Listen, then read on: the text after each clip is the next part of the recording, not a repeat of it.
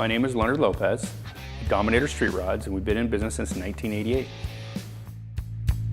We started in the race car business, so Dominator makes sense if you're in the race car business. And we were in race car business for a long time. We still do race cars from here to there. All of our customers will pretty much let us pick what we want to pick, and if we are going to install a kit, we're only going to install vintage air. One of the biggest things why we use vintage air is the quality of the products and the help that you get. We've been working with vintage air for at least 20 years.